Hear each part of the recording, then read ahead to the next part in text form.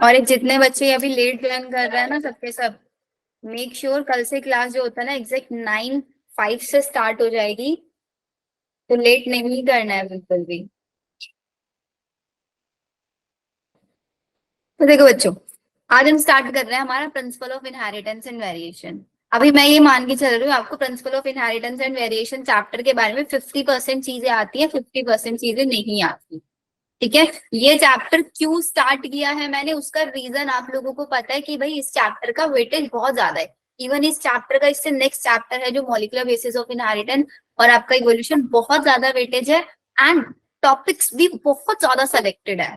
अगर आप इस टॉपिक से क्वेश्चन देखोगे ना कि इस चैप्टर से क्वेश्चन जनरली कहाँ से आते हैं, तो वो चीज मैं आप लोगों को स्टार्टिंग में बता देती हूँ कि इस टॉपिक चैप्टर में सबसे ज्यादा जो फोकस आप लोगों को करना है वो लॉस पे करना है। हमारे पास कितने लॉ हम लोग पढ़ते हैं, 3 लॉस के अंदर हम पढ़ते हैं। सबसे पहला लॉ क्या होता है हमारा, law of dominance, dominance. Then law of codominance, segregation, independent assortment, dominance नहीं, law of independent assortment, segregation, independent assortment and law of segregation. सबसे मेजर फोकस जो हमारा इस चैप्टर पे रहेगा वो इन टॉपिक्स पे रहेगा। इसके साथ साथ आप लोगों को टेस्ट क्रॉस भी बहुत अच्छे से करना है। देन आप लोगों को ब्लड ग्रुप वाला एक टॉपिक आएगा इसके अंदर, उस टॉपिक को आप लोगों को बहुत अच्छे से करना है। देन हमारे आएंगे जेनेटिक डिसऑर्डर्स, जेनेटिक डिसऑर्डर्स। सबसे ज्यादा जो क्वेश्चन मिलेंगे इन्हीं टॉपिक्स पे मिलेंगे, इनके अलावा आप लोगों को ज्यादा क्वेश्चन और कहीं से नहीं मिलने वाला है। मेरी वॉइस वगैरह कुछ ब्रेक तो नहीं हो रहा है ना, सब कुछ क्लियर आ रहा है? यस मैम, तो ये टॉपिक्स हमारे मेजर फोकस रहेगा जब भी हम लोग चैप्टर को पढ़ेंगे। अब सबसे पहली चीज आती है कि इनहेरिटेंस का मतलब क्या होता है। What you understand by inheritance? Inheritance का मतलब होता है कि कैरेक्टर्स एक जनरेशन से दूसरी जनरेशन में कैसे ट्रांसफर होते हैं, उस प्रोसेस को बोलता है इनहेरिटेंस। हमें उसके पीछे का प्रिंसिपल समझना है, क्योंकि हमें अभी के टाइम में पता है कि भाई सेक्सुअल रिप्रोडक्शन के अंदर जेनेटिक वेरिएशंस आते हैं। जेनेटिक वेरिएशंस आते हैं क्योंकि हमने पता है कि जो गैमीट का फॉर्मेशन होता है माइटोसिस के थ्रू होता है या मियोसिस के थ्रू होता है? माइटोसिस, मियोसिस से होता है। माइटोसिस हमेशा डिप्लॉइड सेल्स बनाने में हेल्प करता है, मियोसिस से हमेशा हैप्लॉइड सेल्स बनती हैं, because meiosis is a reductional division. तो जब भी गैमीट्स का फॉर्मेशन होता है वहां पे हम हमेशा मियोसिस कराते हैं। और मियोसिस के अंदर एक स्टेज आती है which is known as pachytene stage. Meiosis की पेकाइटीन स्टेज के अंदर ही क्रॉसिंग ओवर होता है, नहीं होता है? यस मैम, मियोसिस की पेकाइटीन स्टेज में ही हमने पढ़ा था क्रॉसिंग ओवर होगा। उसी क्रॉसिंग ओवर के अंदर जेनेटिक मटेरियल इंटरचेंज हो जाता है, दैट्स व्हाई नए नए वेरिएशंस आते हैं। अब वो वेरिएशंस, वो इनहेरिटेंस हमें समझना है कि एग्जैक्टली होता कैसे है।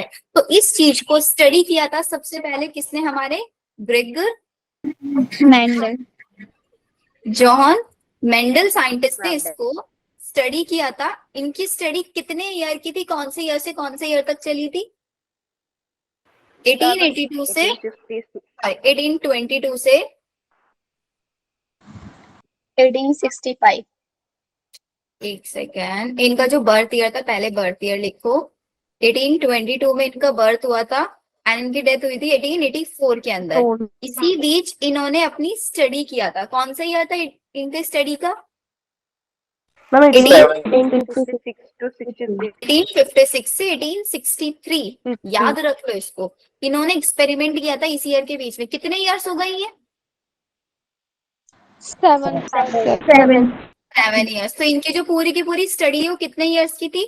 7 ईयर्स की इनकी पूरी स्टडी थी। और इन्होंने स्टडी में किसको यूज किया था? टी प्लांट को यूज किया था। टी का साइंटिफिक नेम, मटर का scientific name? Pisum sativum. Very good. वैसे ऐसे ही फोकस के साथ पढ़ते रहना है। तो ग्रेगर जॉन मेंडल ने इनहेरिटेंस को समझा था। इनहेरिटेंस का मतलब होता है हमारे कैरेक्टर्स का एक जनरेशन से दूसरी जनरेशन ट्रांसमिट होना, और उस कैरेक्टर को ट्रांसमिट होने में जो चेंजेस, जो डिफरेंसेस आ जाते हैं, those differences are known as variation. क्यों डिफरेंसेस आता है? क्योंकि मियोसिस के टाइम पे पेकाइटिन स्टेज के अंदर क्रॉसिंग ओवर चल रहा होता है।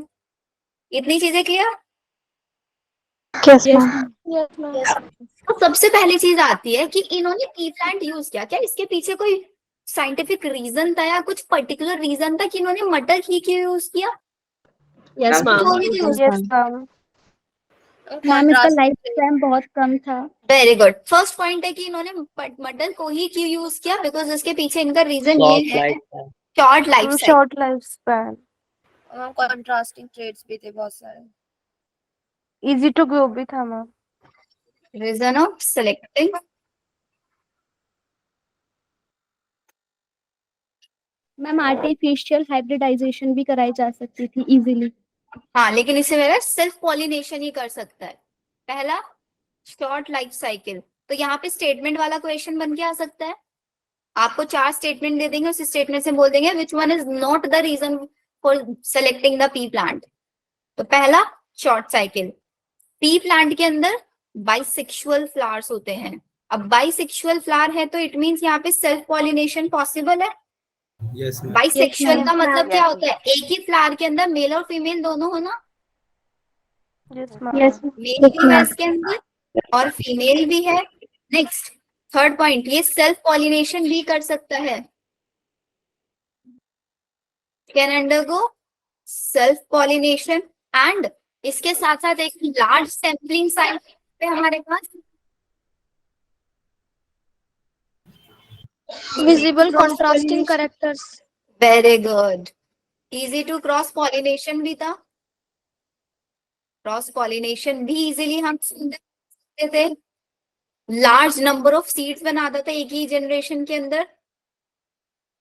लार्ज नंबर ऑफ सीड्स का फॉर्मेशन होता था इन वन जनरेशन। ठीक है। नेक्स्ट, पी प्लांट को लेस केयर की जरूरत थी, मतलब लेस मेंटेनेंस आफ्टर केयर। ये था नेक्स्ट पॉइंट। फिर क्या बताया आपने? Contrasting characters. तो दीज आर द पॉइंट्स जो कि हम लोगों को याद रखना है। हमने पी प्लांट को क्यों सेलेक्ट किया था, सबको समझ में आ गया? सबसे पहले शॉर्ट लाइफ स्पैन है, बाइसेक्सुअल फ्लावर है, तो सेल्फ पॉलिनेशन हो जाएगा, लेकिन साथ साथ हम क्रॉस पॉलिनेशन भी करा सकते हैं। एक ही जनरेशन में बहुत ज्यादा सीड्स आएंगे, तो बहुत ज्यादा सीड्स मेरे को क्या हेल्प करेंगे? लार्ज सैंपल साइज आएगा, मैं ज्यादा चीजों को वहां पे मॉनिटर कर सकती हूँ। हमें ज्यादा पी प्लांट को मैंने ग्रो करा दिया, उसको मेरे को ज्यादा लुक आफ्टर की भी जरूरत नहीं है, ज्यादा केयर, ज्यादा मेंटेनेंस, हैंडलिंग, इन सब की जरूरत नहीं है। और साथ ही साथ कॉन्ट्रास्टिंग कैरेक्टर्स इसके अंदर प्रेजेंट है। कॉन्ट्रास्टिंग कैरेक्टर क्या होता है वो भी समझाऊं। यहाँ तक सब कुछ क्लियर है ना सबको? Yes, ma'am. Yes, Yes, ma'am. Annual plant. किसी को कुछ और नहीं समझ में आ रहा तो बता सकते हो। Ma'am, it is annual plant. Exactly, short life span है, उसके साथ साथ ये एनुअल प्लांट भी है। एनुअल प्लांट का मतलब क्या होता है?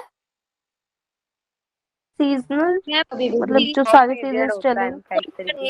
एक ईयर में जिसकी लाइफ साइकिल हो जाए। मटर तो annual plant मटर one तो पूरे growing साल season खाने to के लिए complete मिलती है। its life cycle. मटर तो पूरे साल खाने के लिए मिलती किसी भी समय करा जा सकता है। है। Annual plant. चलो अब आ जाओ जरा हमारे पास नेक्स्ट, कॉन्ट्रास्टिंग कैरेक्टर। बोलो बोलो। मैम एक बार आगे वाली स्लाइड लगा दीजिए, पीछे वाली। स्लाइड्स ना आप लोगों को मैं शेयर भी कर दूँ।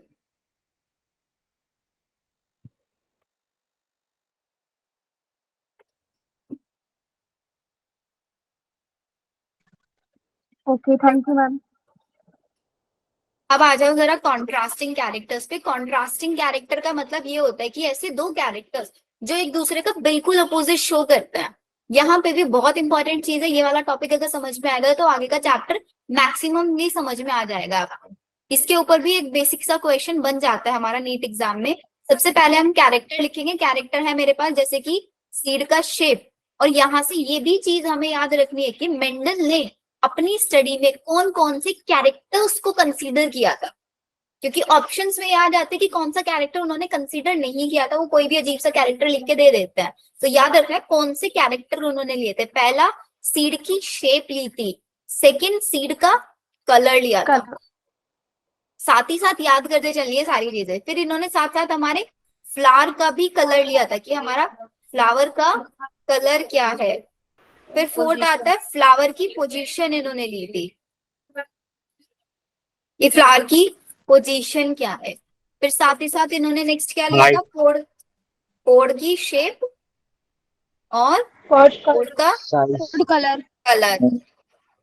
और next last one is stem की हाइट। स्टेम की हाइट। स्टेम की हाइट क्या थी। अब इसके अंदर कॉन्ट्रास्टिंग है, कॉन्ट्रास्टिंग में क्या होगा, बिल्कुल दो कैरेक्टर्स होंगे तो एक दूसरे के अपोजिट होंगे। तो एक कैरेक्टर तो वो होगा जो आपका होगा डोमिनेंट एंड एक होगा आपका रेसिस्टिव। डोमिनेंट कैरेक्टर हमेशा बड़ा साइज का होगा, मतलब अच्छा कैरेक्टर हम डोमिनेंट को कंसीडर करेंगे। रिसेसिव वो कैरेक्टर होता है जो अपने आप को कभी शो नहीं कर पाता है, जो डोमिनेंट के प्रेजेंस में छिप जाता है कहीं ना कहीं, वही तो होता है डोमिनेंट। सपोज करते हैं कोई दो हाइट के इंडिविजुअल है, एक की हाइट है 5'5" और एक की हाइट है सिर्फ 5, तो 5'5" हाइट वाले को अगर मैं आगे खड़ा कर दूं तो जो 5 फुट हाइट वाला है वो पीछे खड़ा हो गया, तो क्या वो दोनों दिखेंगे मेरे को, पीछे वाला दिखेगा आगे वाला दिखेगा? No ma'am. पीछे हाइट वाला कौन है, रिसेसिव है, और जो आगे बड़ी हाइट वाला खड़ा है वो डोमिनेंट है। वो छोटी हाइट वाले को छिपा रहा है, छोटी हाइट वाले के एक्सप्रेशन को छिपा रहा है, छिपा रहा है नहीं छिपा रहा है, that's why we call it recessive. अब बताओ सीड की शेप में कौन सा डोमिनेंट होगा कौन सा रिसेसिव होगा। मैम डोमिनेंट होगा राउंड राउंड Dominant डोमिनेंट होगा और wrinkled recessive recessive.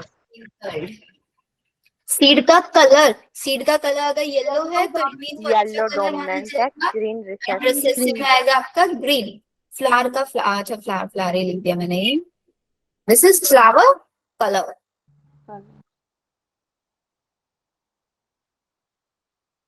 Flower colour में क्या आएगा, फ्लावर कलर हमारे पास वायलेट एंड रिसेसिव आएगा क्या, व्हाइट। फ्लावर की position axial and terminal.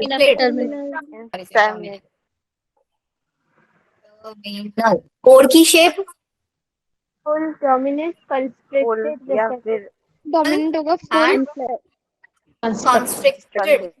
Code का कलर देखो, सीड का कलर और कोड का कलर बच्चे बड़े कंफ्यूज होता है। येलो। ग्रीन और येलो। ग्रीन होगा, ग्रीन डोमिनेंट ग्रीन होगा यहाँ पे, और येलो। इसको याद रखने का तरीका क्या है, मटर बाहर से कैसी दिखती है, ग्रीन दिखती है नहीं दिखती है, ग्रीन मटर दिखती है और उसके अंदर येलो कलर के सीड्स निकलने चाहिए तब वो डोमिनेंट होगा। बाहर से ग्रीन दिखती है ऐसे याद रखना है, अंदर जो सीड होंगे ग्रीन ग्रीन कलर के, वैसे मतलब येलो कलर के दिखते तो, बट हमें ग्रीन ही है ना। Yes ma'am. टॉल और ड्वार्फ, ये चीज हमेशा याद रखना। डोमिनेंट को हम कैसे दिखाएंगे, कैपिटल लेटर से, और रिसेसिव को स्मॉल स्मॉल लेटर से दिखाएंगे। डोमिनेंट हमेशा कैपिटल लेटर से, रिसेसिव हमेशा स्मॉल लेटर से। जो हम जनरली यूज करेंगे, जैसे राउंड है, राउंड को कैपिटल आर से लिख दिया, रिंकल्ड को स्मॉल आर से, इसको कैपिटल वाई से लिख दिया, इसको स्मॉल वाई से लिख दिया, इसको कैपिटल वी से लिख दिया, इसको वैसे लिखते इसको डब्ल्यू से है, इसको स्मॉल डब्ल्यू से लिख दिया। एक्सियल को कैपिटल ए से लिख दिया, स्मॉल ए से लिख दिया, ऐसे हाइट को कैपिटल टी से लिख दिया एंड स्मॉल टी से लिख दिया। हमेशा ये नोटेशन हम यूज करेंगे, कैपिटल और स्मॉल वाला। ठीक है यहाँ तक चीजें।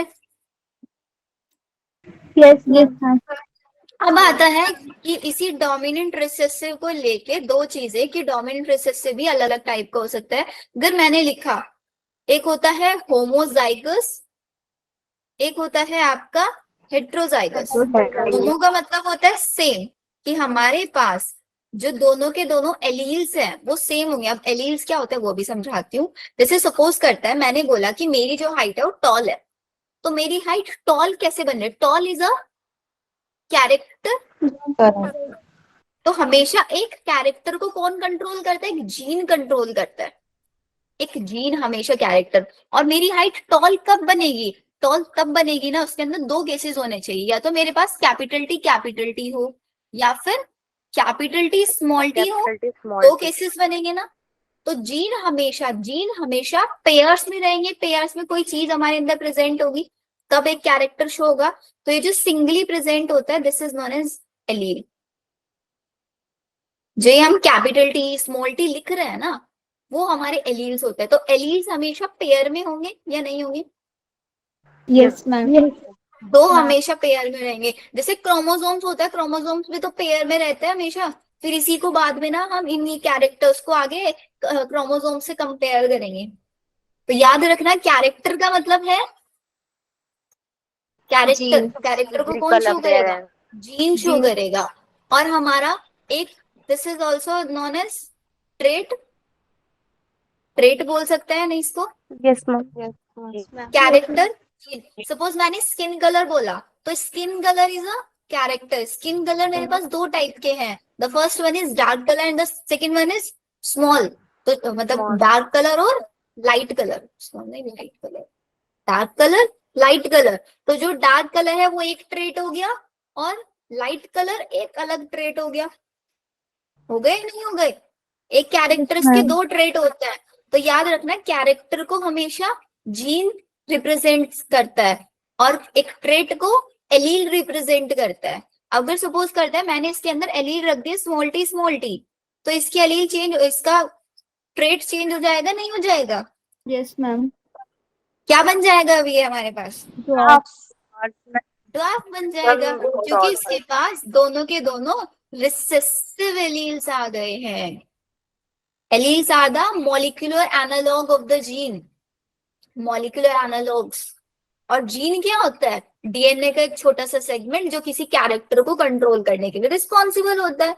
जीन कोई अलग से थोड़ी ना कि वो अलग से कोई ऑर्गेनल या अलग से कोई पार्ट होता है। डीएनए के एक छोटी सी सेगमेंट को ही तो जीन कंसीडर करता है। मैम एक बार रिपीट कर दो।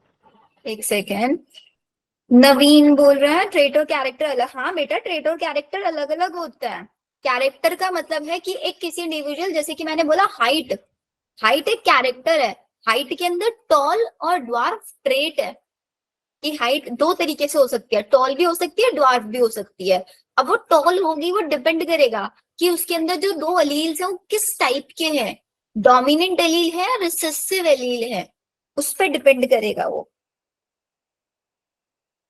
कनिका, नवीन बताओ, समझ आया? एलील और ट्रेट सेम है, मतलब ट्रेट को रिप्रेजेंट करते हैं एलील। ट्रेट का मतलब देखो, यहां समझो, मैंने बोला कि भाई हाइट है, ठीक है, height is generated by a gene. मतलब हाइट को कौन रिप्रेजेंट करेगा? एक जीन रिप्रेजेंट करेगा। हाइट इज अ कैरेक्टर ना, कि मैं आपके कैरेक्टर की बात कर रही हूँ कि पढ़ाई में कोई अच्छा है कोई नहीं है। तो मैंने बोला कि भाई मैं आपके यहाँ पे इंटेलिजेंस लेवल चेक कर रही हूँ, दिस इज द कैरेक्टर। अब इंटेलिजेंस लेवल के अंदर दो चीजें आएंगी, एक वो स्टूडेंट जो बहुत ज्यादा इंटेलिजेंट होगा, जो एवरेज अबव एवरेज होगा, एक वो जो बिलो एवरेज होगा। तो ये मेरे पास दो क्या आ गए? ये दो ट्रेट आ गए ना अलग अलग। यस और एक ड्वार्फ होगी। तो ये जो टॉल एंड ड्वार्फ है ना, this is known as trait, इसको हम ट्रेट मानते हैं। और टॉल कब बनेगी? हाइट टॉल तब बनेगी ना, दो केसेस होंगे, या तो कैपिटल टी हो उसके अंदर, या फिर कैपिटल टी स्मॉल टी हो। ड्वार्फ कब बनेगा? अच्छा ये वाली चीज समझ में आ रही है कि कैपिटल टी स्मॉल टी में क्यों टॉल बनेगा, यस मैम। क्यों स्मॉल बनेगा, ये समझ आ रहा है? Yes ma'am.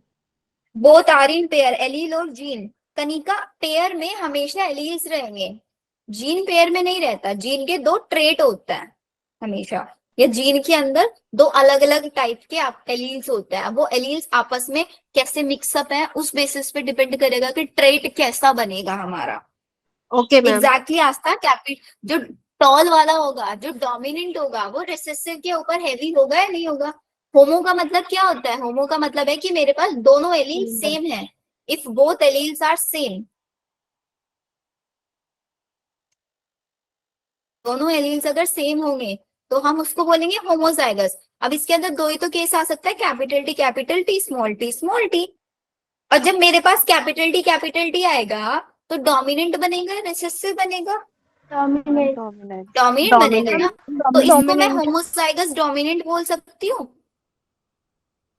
Yes ma'am. Homozygous dominant. And small T को Homozygous recessive. Very good. Radhika बोल रही है मैम जीन का अलग एलील शो था, ट्रेट ना, जीन का अलग एलील। देख जीन का अलग एलील कैसे बोल सकते हो, जीन का अलग एलील शो मतलब था। मैम जीन के एक अलील है कैपिटल टी, एक अलील है स्मॉल टी, जिस तरीके से इनका कॉम्बिनेशन होगा वो ट्रेट को शो करेगा। एग्जैक्टली जीन, एक जीन को दो एलील शो करता है, मतलब एक जीन के पास दो एलील्स होते हैं, वो एलील्स आपस में कैसे कंबाइन हो रहे हैं, दोनों के दोनों सेम टाइप वाले कंबाइन हो रहे हैं तो होमोजाइगस डोमिनेंट बन जाएगा। दो डिफरेंट डिफरेंट हो रहा है तब भी होमोजाइगस बने, सॉरी तब हेट्रोजाइगस डोमिनेंट बनेगा, क्योंकि एक कैपिटल टी है एक स्मॉल टी है, एक बड़े साइज का आ गया एक छोटे साइज का आ गया, तो बड़े साइज वाला छोटे साइज वाले को छिपा देगा ना। मैम ये हेटेरोजाइगस डोमिनेंट होगा ना? हाँ वेरी गुड, ये हेट्रोजाइगस डोमिनेंट होगा,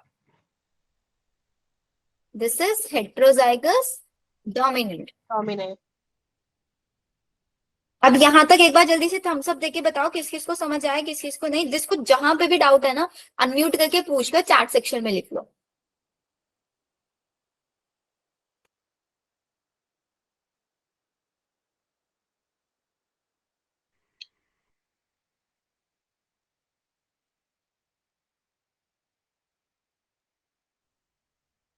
क्योंकि अभी हम सिर्फ मैम बेसिक कर रहे हैं। हाँ बेटा बोलो। मैम एलील और फैक्टर इज सेम और डिफरेंट? एलील और फैक्टर, फैक्टर फैक्टर। फैक्टर बेटा कुछ नहीं होता, जो ये हम एलील्स की बात कर रहे हैं ना, इन्हीं को हमारे मेंडल ने एक टर्म दिया था फैक्टर, जिसको मैं इनके एक्सपेरिमेंट में समझाऊंगी कि एक जनरेशन से दूसरी जनरेशन कुछ कैरेक्टर्स ट्रांसमिट होता है, हमें अभी नहीं पता वो कैरेक्टर्स क्या ट्रांसमिट होता है, मेंडल ने बोला था कुछ फैक्टर ट्रांसमिट होता है एक जनरेशन से दूसरी जनरेशन में। लेकिन अगर हम अभी की रिस्पेक्ट में बात करें तो अभी हमें पता है कि एक जनरेशन से दूसरी जनरेशन में जेनेटिक मटेरियल ट्रांसफर होता है ना, और gene is also a part of DNA, तो DNA is also a genetic material, yes ma'am. DNA Yes, ma'am. Gene is genetic material, तो यही वो कैरेक्टर्स यही वो जीन होता है जो एक जनरेशन से दूसरी जनरेशन में ट्रांसमिट होता है। मेंडल को नहीं पता थी ये बात, मेंडल ने इसको फैक्टर बोल दिया था बस। Ma'am okay ma'am. हाँ जी बोलो बोलो। हेटेरोजाइगस डोमिनेंट में जो ये रिसेसिव वाला है स्मॉल टी, ये कौन सी कंडीशन में शो होगा? ये कौन सी कंडीशन में शो होगा, ये हमेशा जब कंडीशन में होगा जब दो रिसेसिव एलील्स एक जगह कंबाइन होंगे, ये होमो हेट्रोजाइगस रिसेसिव कभी नहीं बनेगा। आप हेट्रोजाइगस रिसेसिव की बात कर रहे हो ना? Yes ma'am. नहीं बेटा आप खुद सोचो ना, हेट्रोजाइगस अगर कहीं पे बन गया, हेट्रो का मतलब है एक डोमिनेंट एक रिसेसिव होना चाहिए, और अगर डोमिनेंट आ जाएगा तो फिर रिसेसिव कैरेक्टर कैसे शो होगा, रिसेसिव तो कभी शो ही नहीं हो पाएगा फिर। Yes ma'am. खुद सोच के देखो एक बार, हो पाएगा शो? No ma'am. तो बस तीन केसेस आएंगे, homozygous dominant, homozygous recessive and heterozygous dominant, this is the important case. Hetero में डोमिनेंट वाला हाई होगा। ऋतिका पूछिए, यस मैम हेट्रोजाइगस में शिफ्ट डोमिनेंट होगा, हाँ हेट्रोजाइगस में हमेशा डोमिनेंट कैरेक्टर दिखेगा क्योंकि बड़े वाला आके खड़ा हो जाएगा। मैम क्लास अभी ज्वाइन की है, रिकॉर्डिंग क्लास मिल जाए, हाँ बेटा रिकॉर्डिंग मिल जाएगी, don't worry. Ma'am previous slide show कर दो एक बार। बेटा स्लाइड्स ना मैं आप लोगों को शेयर कर दूंगी, बिकॉज लिखने में ना फिर टाइम जाएगा थोड़ा ज्यादा।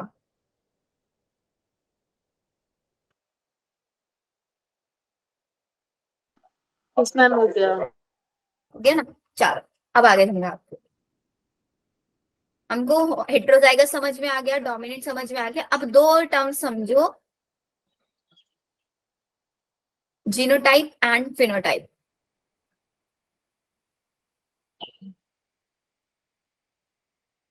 जीनोटाइप का मतलब होता है genetic makeup, genotype is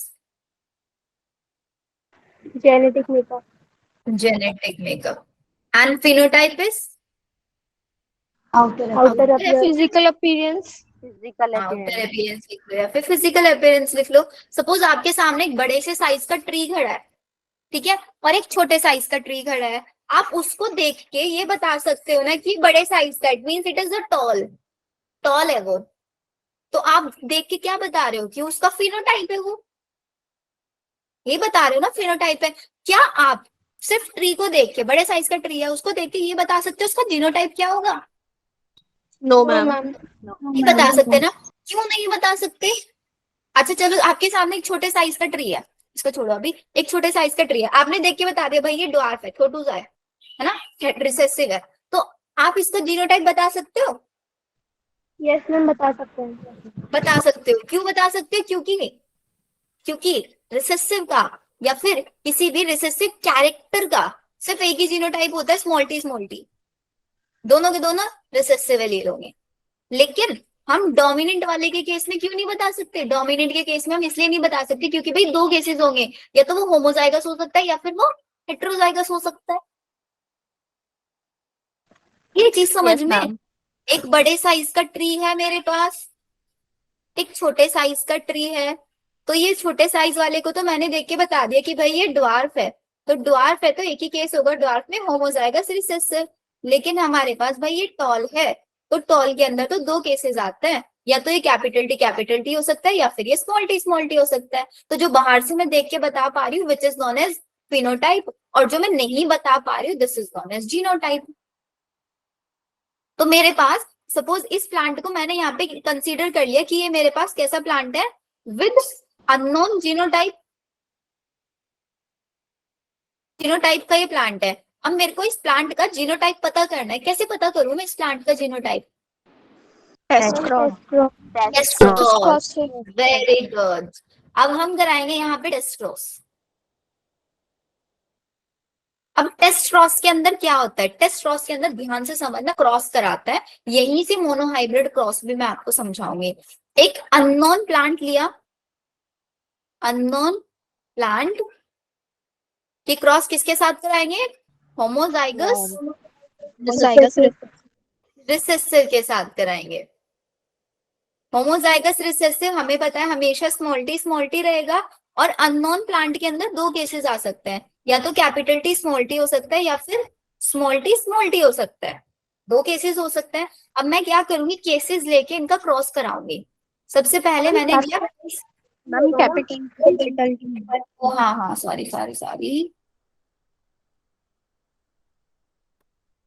capital T small T, पहले केस में मैंने क्या कराया, क्रॉस करा दिया किस किस के बीच में, between capital T small T and, ma'am आपने दोनों सेम लिख दिए। अरे यार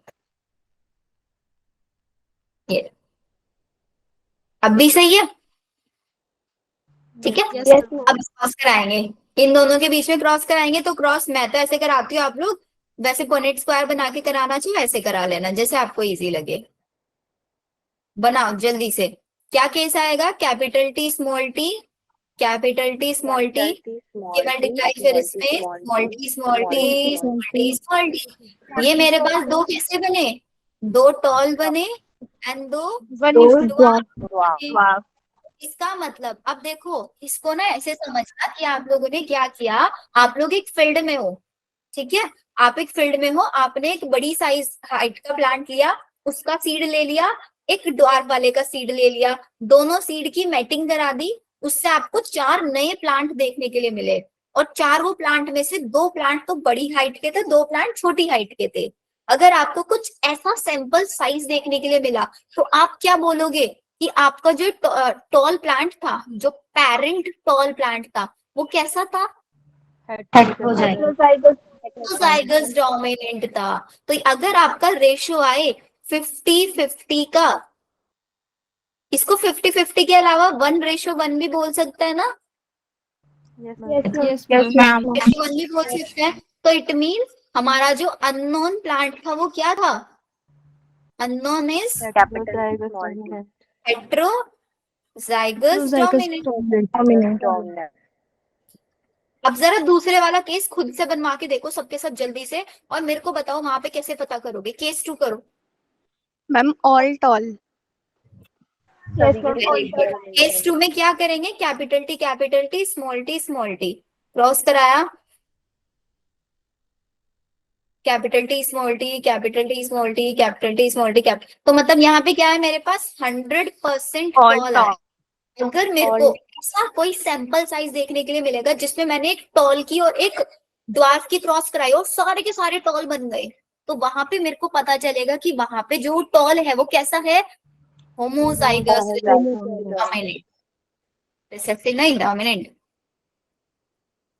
होमोजाइगस डोमिनेंट। तो यहाँ पे एक क्वेश्चन आ जाता है, क्वेश्चन इसी वे में पूछ लेंगे केस स्टडी के टाइप पे कि आपने एक अननोन प्लांट की एक रिसेसिव की क्रॉस कराई, क्रॉस करा के आपको 100% टॉल मिले, तो जो अननोन प्लांट है वो क्या होगा, 1:1 मिला तो क्या होगा, ऐसे क्वेश्चन पूछ लेता है। कर लोगे ऐसे क्वेश्चन अब टेस्ट प्रोसेस से? Yes, ma'am. Yes, ma'am. किसी को भी अगर कहीं पे डाउट आ रहा है तो एक बार Yes, पूछ लो ma'am. प्लीज। क्लियर है मैम। सबको क्लियर है ना? Yes, ma'am. अब क्लियर है तो आगे चलते हैं। नेक्स्ट आता है मेरे पास, the next one is law of dominance.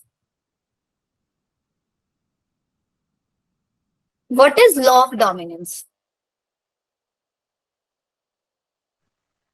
This law state that, सबसे पहली चीज, this is the first law of Mendel. Mendel का पहला लॉ था ये। मेंडल ने जब अपनी स्टडी की टी प्लांट, मटर के प्लांट के ऊपर, तो उन्होंने देखा कि भाई जनरली क्या होता है ना। अच्छा एक और चीज आपको बता दूं इससे पहले, लॉ ऑफ डोमिनेंस से पहले थोड़ा सा मोनोहाइब्रिड क्रॉस के बारे में बता देती हूँ। जब भी हम मोनोहाइब्रिड क्रॉस कराएंगे, मोनोहाइब्रिड का मतलब क्या होता है, एक कैरेक्टर को लेके क्रॉस कराना, करेक्ट। Single character. एक कैरेक्टर को लेके क्रॉस कराना। तो मैंने कैरेक्टर ले लिया, लेट्स सपोज मैंने सारे टॉल टॉल ले लिया प्लांट, एक टॉल लिया, दूसरा टॉल लिया, ये भी कैपिटल टी कैपिटल टी, ये भी capital T capital T. Obviously बात है सारे क्या बनेंगे, होमोजाइगस टॉल बनेंगे। लेट्स सपोज मैंने क्या ले लिया केस, एक कैपिटल टी ले लिया, एक कैपिटल टी स्मॉल टी ले लिया। अब क्या बनेंगे केस, ऑल टॉल। और यहाँ पे भी ऑल टॉल मिलेंगे।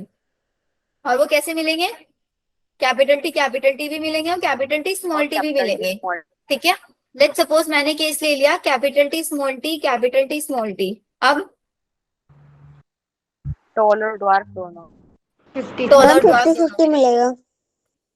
है ना, capital T capital T, capital T small T, capital T small T, small T small T. 50-50 कहाँ मिल रहा है? नहीं मिल रहा। नहीं मिल रहा है ना 50-50। क्या रेशियो मिल रहा है?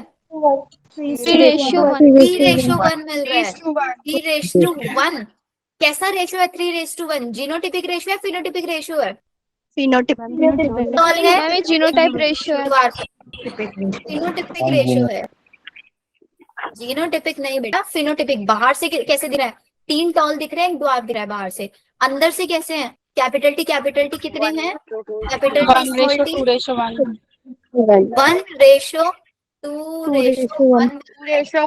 This is your genotypic ratio. तो जब भी आप मोनोहाइब्रिड क्रॉस कराते हैं, किसके बीच में, 2 हेट्रोजाइगस डोमिनेंट, मतलब 2 हाइब्रिड्स के बीच में जब आप क्रॉस कराता है, ये जो हमारे हेट्रोजाइगस होते हैं इनको बोलते हैं हम आपका हाइब्रिड। कहाँ से सिलेक्ट किया था ये, फर्स्ट जनरेशन में मैंने 2 टॉल्स का क्रॉस कराया, वहां पे जो मेरे को मिला, या फिर एक कैपिटल टी एक स्मॉल टी, मतलब एक प्योर टॉल और एक प्योर ड्वार्फ के बीच में क्रॉस। प्योर समझते हो? अच्छा प्योर टर्म कहाँ पे यूज करते हैं? Yes ma'am. प्योर का मतलब ये होता है कि एक कैरेक्टर को मैंने बहुत सारी जनरेशन तक क्रॉस करा कर आके देखा और उसमें मेरे को मिला सारे के सारे टॉल, सारे के सारे रिसेसिव। मतलब अगर एक टॉल का ही बहुत सारी जनरेशन तक क्रॉस कराए जा रही हूँ, सब टॉल मिल रहा है, कोई ड्वार्फ नहीं मिल रहा है। That's why we will call it pure line. Exactly Naveen, या फिर हम उसको बोलेंगे प्योर कैरेक्टर। और प्योर का मतलब है होमोजाइगस, ठीक है। और मैंने एक प्योर ड्वार्फ ले लिया, तो प्योर टॉल और प्योर ड्वार्फ से जो सारे के सारे बनेंगे वो क्या बनेंगे, ऑल टॉल बनेंगे। Yes ma'am. सारे के सारे टॉल बने। तो मैंने इस टॉल का सेल्फिंग कराया, इस टॉल का यहाँ पे देखो ये सेल्फिंग करा दिया, और जब मैंने टॉल का सेल्फिंग कराया तो तब मेरे को क्या मिल रहा है, 3:1 मिल रहा है। 3 टॉल मिल रहा है, एक हमारे पास ड्वार्फ मिल रहा है। इससे पता चला आशुतोष, अब समझ में आया वो फैक्टर। तो मेंडल ने ये बोला था कि भाई जब हमने एक टॉल और एक ड्वार्फ का क्रॉस कराया तो मेरे को नेक्स्ट जनरेशन में सारे टॉल मिले। तो मेंडल के माइंड में ये चीज आई कि भाई ये जो ड्वार्फ वाला कैरेक्टर है बेचारा गया कहाँ, कहीं खो तो नहीं गया कहीं पे। ये एलिमिनेट तो Yes, नहीं हो ma'am. गया। लेकिन फिर मेंडल ने ये देखा कि जब सेल्फिंग कराया नेक्स्ट जनरेशन में उसने अपने आप को शो कर दिया, तो इन्होंने बोला कि भाई फर्स्ट जनरेशन में भी कुछ फैक्टर था जो आया F1 जनरेशन में, लेकिन वो अपने आप को शो नहीं कर पाया। उसने अपने आप को शो किया नेक्स्ट जनरेशन में, उसने अपने आप को नेक्स्ट जनरेशन में शो किया, पहली जनरेशन में नहीं शो कर पाया वो। This is known as factor, वो something, that something is known as factor. Done बच्चों? Yes, ma'am. Yes, ma'am.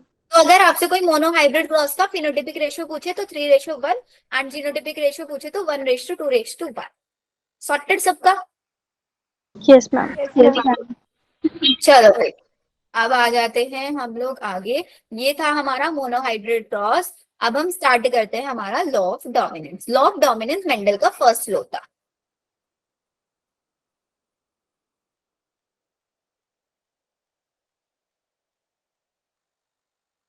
अब मेंडल ने जो अपनी स्टडी कर रहे थे, मेंडल ने अपनी स्टडी में अलग अलग लॉज बना के दिए, लेकिन मेंडल की जो थ्योरी थी उसको रीडिस्कवर किया था 3 साइंटिस्ट ने। उसका नाम बता सकता है? यस मैम, एक तो अर्नस्ट थे, Ernst John hacker. Rediscovery of Mendel's work.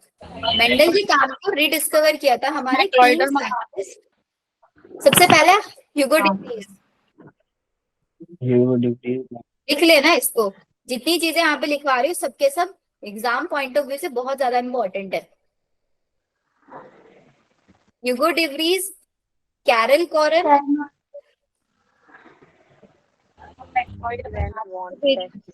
टेस्टेमार्क, von टेस्टेमार्क। ये वॉन टेस्टेमार्क एक में कॉमा इग्नोर करना है। ई आएगा मैम पहले तो।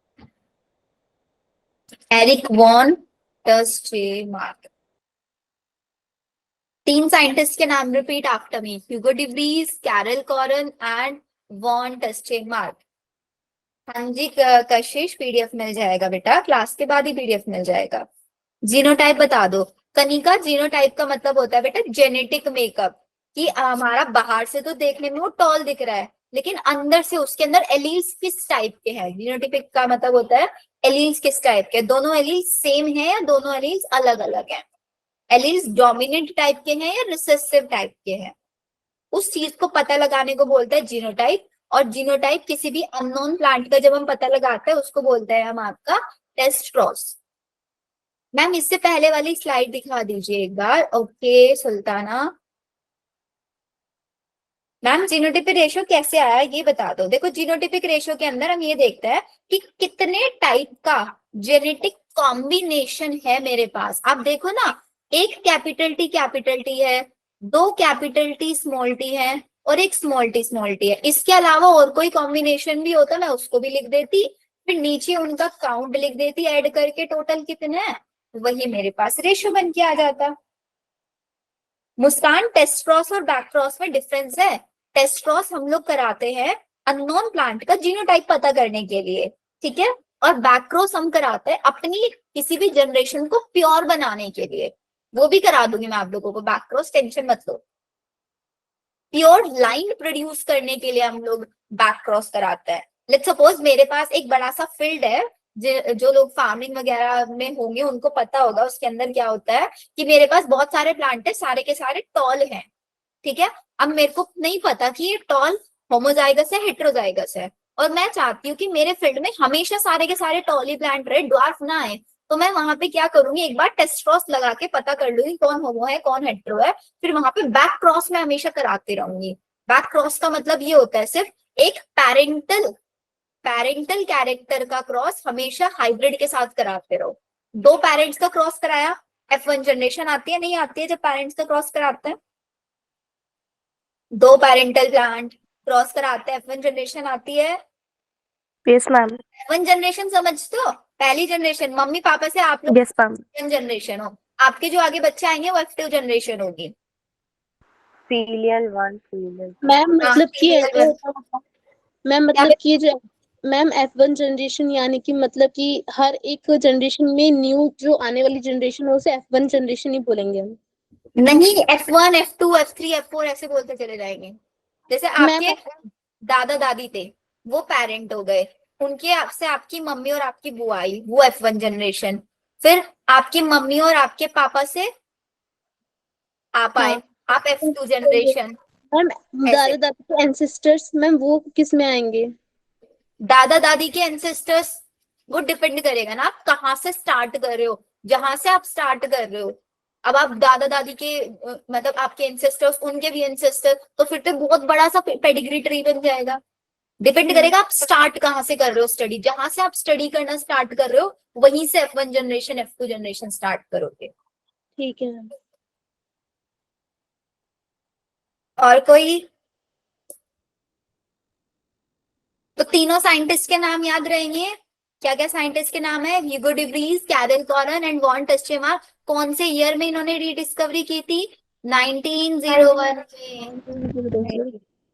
1901 में। And what is law of dominance? Law of dominance हमको ये कहता है कि भाई अगर एक डोमिनेंट कैरेक्टर होगा, एक कोई मोटा इंसान होगा, उसके पीछे पतले वाला इंसान छिप जाएगा, ये कहता है। लॉ ऑफ डोमिनेंस का मतलब डेफिनेशन लिखवा दो इसकी प्रॉपर।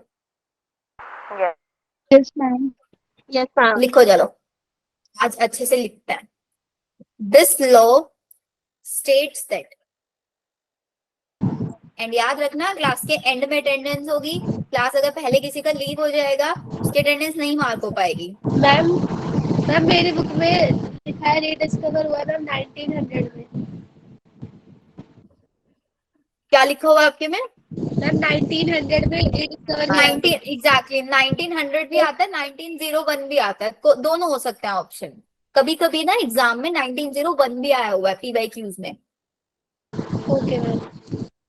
इसलिए मैंने 1901 लिखवा दिया।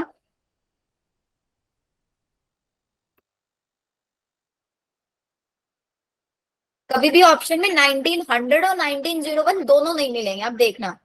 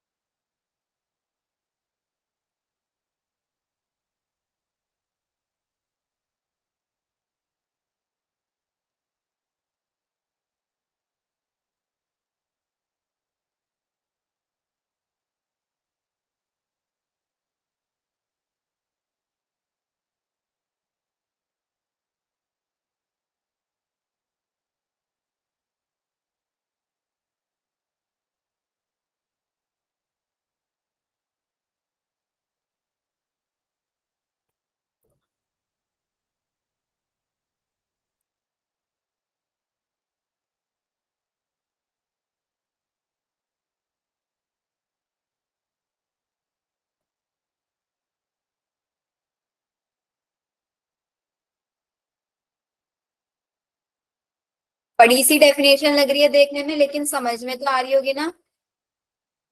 Yes Yes, ma'am. ma'am. Law state yes ma'am. Alternative forms of a trait या कैरेक्टर, एक ऑर्गेनिज्म के दो अल्टरनेटिव अलग अलग फॉर्म्स प्रेजेंट है। Only one factor express itself. F1 में सिर्फ एक फैक्टर अपने आप को रिप्रेजेंट करेगा, उसको बोलेंगे डोमिनेंट, और जो मास जो छिपा रह जाएगा उसको बोलेंगे रिसेसिव। अब जो लॉ ऑफ डोमिनेंस, अच्छा एक बताओ, एक चीज हुआ है, सपोज हमारे नरेंद्र मोदी जी हैं, आवाज नहीं आ रही, आ गई। नरेंद्र मोदी जी उन्होंने कोई लॉ बनाया, जैसे एक लॉ बनाया गया था वही डिमोनेटाइजेशन वाला था कि सारे 500 के और 1000 वाले नोट बंद कर दिए। एक लॉ था, पूरे इंडिया के अंदर एक्सेप्टेबल था या नहीं था? Yes ma'am. Yes ma'am. भाई कोई लोग चाहता है कि भाई नहीं मेरे पैसे हैं, मैं क्यों किसी को दूं, मैं तो चलाऊंगा अपने पैसे, मैं तो नहीं मानूंगा मोदी जी की। ऐसा नहीं हुआ ना, ऐसा नहीं कर पाया कोई भी। क्यों नहीं कर पाया? बिकॉज एक लॉ बना दिया, और लॉ का मतलब होता है जो यूनिवर्सली एक्सेप्टेबल हो। यूनिवर्सली मतलब भाई पूरे यूनिवर्स में चाहे कोई भी हो इंसान, उसको एक्सेप्ट करना ही करना पड़ेगा। यस प्रिया, बोलिए प्रिया, हैंड रेज किया। यूनिवर्सली एक्सेप्टेबल का मतलब समझा कि क्या यूनिवर्सली एक्सेप्टेबल का मतलब है? मैम। तो अब Yes, ma'am. हमारे मेंडल ने अगर इसको लॉ बोला है, तो भाई दुनिया में जितने भी प्लांट हैं उनको आंखें बंद करके इस लॉ को मानना पड़ेगा। Yes ma'am. मानना पड़ेगा ना भाई। Yes ma'am. लेकिन नहीं मान पाए।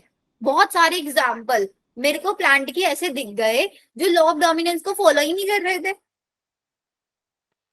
तो इसका मतलब law Yes, of dominance universally acceptable नहीं है, yes, ma'am.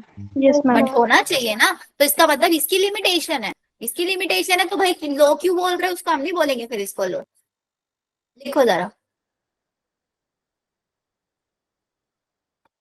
हमारे पास वो जो दो केसेस हम पढ़ते हैं ना, को डोमिनेंस एंड इनकम्प्लीट डोमिनेंस, वो क्या है, लॉ ऑफ डोमिनेंस के एक्सेप्शन ही तो है ना। बच्चे उनको अलग से टॉपिक समझ लेते हैं कि भाई वो अलग से टॉपिक है, but those are not the different topics, वो इसी का एक्सेप्शनल केस है, नॉट यूनिवर्सली एक्सेप्टेबल। तो पहला केस आता है हमारे पास इनकम्प्लीट डोमिनेंस, और इसका एक बहुत अच्छा एग्जाम्पल देके जो बच्चों को बड़ा जल्दी समझ में आता है। जैसे डोमिनेंस का मतलब होता है डोमिनेटिंग नेचर वाला, राधिका को पता होगा, मैंने पहले भी बैच में ऐसे ही समझाया था। डोमिनेटिंग नेचर, घर में एक Yes, मम्मी ma'am. रहती है, एक पापा रहता है, दोनों में से कौन डोमिनेटिंग होता है, मम्मी या पापा? अच्छा, आप अपने घरों का केसेस बताओ। मम्मा। बहुत सारे लोगों के केसेस हुए। अच्छा, मम्मी वाले हैंड रेज करो जिसके घर में मम्मी डोमिनेटिंग। मैम ये इनकम्प्लीट डोमिनेंस और कोडोमिनेंस ये दोनों एक्सेप्शन है डोमिनेंस के, लॉ ऑफ डोमिनेंस हाँ, के। दोनों एक्सेप्शनल केस है लॉ ऑफ डोमिनेंस के। कैसे हैं वो बताऊंगी अभी। मम्मी वाले कितने हैं? मम्मी वाले सिर्फ 18 है। चलो मम्मी वाले हाथ नीचे कर लो, अभी पापा वाले हाथ उठाओ। देखते हैं किसकी वोटिंग ज्यादा होती है। अरे वाह, पापा जीत गए, देखो 25 केसेस हो गए। और ये जो बाकी के बच्चे हैं ये 100 ये करे, और बाकी वाले वोट नहीं कर रहे, ना मम्मी में वोट किया ना पापा में वोट किया। आप लोगों की चलती है क्या? अच्छा, पापा वाला केस देखो 32 तक पहुंच गया। चलो अब वो बच्चे हाथ उठाओ जिनकी खुद की चलती है, जिनको लगता है ना मम्मी की चलती है ना पापा की चलती है, हमारी घर पे बोथ वाले, जिनको लगता है दोनों की चलती है।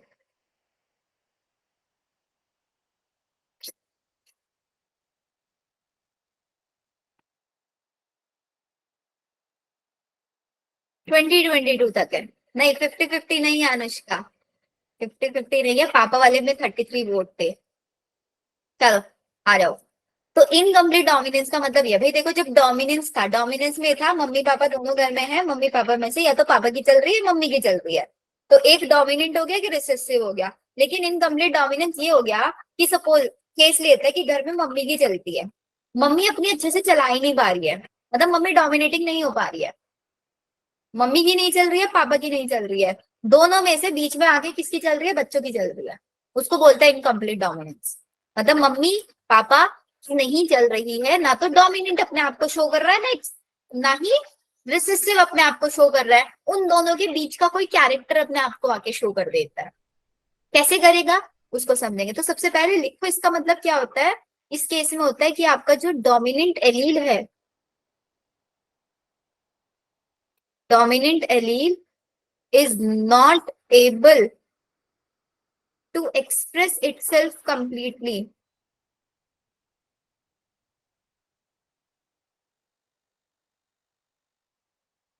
डोमिनेंट एलील अपने आप को कंप्लीटली शो नहीं कर पाता। ये लाइन समझ में आई? Ma'am genes at a locus भी बोल सकते हैं ना उसको? क्या क्या? Ma'am genes at a locus. Genes at the locules, नहीं ये नहीं बोलेंगे, ये मैम बुक में। डिफरेंट केस है। समझाऊंगी वो चीज भी क्या होती है, आप खुद समझ जाओगे क्या डिफरेंस है दोनों। लोकस का मतलब होता है जीन घर, जहाँ पे जीन रहता है। तो जीन अपने घर से नहीं जाता है, मम्मी का नहीं चल रही तो मम्मी घर छोड़ के नहीं जाएगी, जीन रहेगा अपनी जगह पे। ठीक है, देखो अब क्या हुआ है। इसका एग्जाम्पल जो होता है, इसका एग्जाम्पल हम पढ़ लेते हैं, स्नैपड्रैगन पढ़ लेते हैं, या फिर लाल का। स्नैपड्रैगन ही देख लेते हैं।